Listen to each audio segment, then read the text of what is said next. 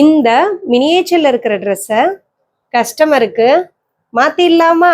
இதை ஸ்டிச் பண்றதுக்கு எப்பயும் போல பேட்டர்ன் போட்டு எடுத்தாச்சு.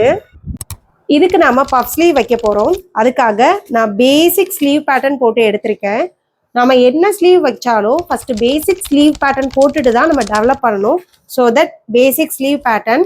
ஃப்ரண்ட்ல பீட்டர் பேன் காலர் வைக்க போறோம். அதனால பீட்டர் பேன் காலருக்கான பேட்டர்ன் போட்டாச்சு.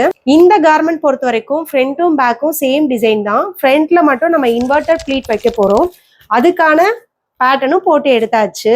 சென்டர்ல இன்வெர்டட் ப்ளீட் வைக்கிறதுக்காக ஒயிட் கலர் ஃபேப்ரிக்கா 7 இன்ச் வித் அவுட்புட் கிடைக்கிற மாதிரி ஸ்டிச் பண்ணி எடுத்தாச்சு. இப்போ இதனுடைய சரிபாதியை வாட்டர் இரேசபிள் பென்ல நான் மார்க் பண்றேன். 7ல சரிபாதி 3.5 இன்ச்சை சென்டர்ல நான் மார்க் பண்ணி ஒரு லைன் மாதிரி டிரா பண்றேன். இதுக்கடுத்து 2 சைட்ல இருந்தும் இந்த சென்டர் லைனை பார்த்த மாதிரி நம்ம ஃபோல்ட் பண்ண போறோம். இதுக்கு பேரு இன்வெர்டட் ப்ளீட் அப்படின்னு சொல்லுவோம். லெஃப்ட்ல இருந்து சென்டர், ரைட்ல இருந்து சென்டர் இது மாதிரி ஃபோல்ட் பண்ணி பெல் பின் வச்சு பின் பண்ணிடலாம்.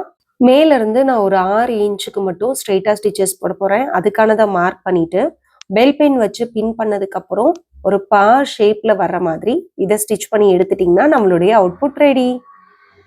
இதுதான் இதனுடைய ஓவரால் அவுட்புட்டு. எனக்கும் என் பாப்பாவுக்கும் அவுட்புட் ரொம்ப பிடிச்சிருந்துச்சு. எப்படி இருக்குன்னு கீழே மறக்காம கமெண்ட் பண்ணுங்க. உங்களுக்கு ஃபேஷன் டிசைனிங் கோர்ஸ் ஜாயின் பண்ண இன்ட்ரெஸ்ட் இருக்கு அப்படின்னா பயோல நம்ம ஆப்போட லிங்க் இருக்கு. டவுன்லோட் பண்ணி இப்பயே ரெஜிஸ்டர் பண்ணிக்கோங்க. தேங்க்யூ. Design your dreams.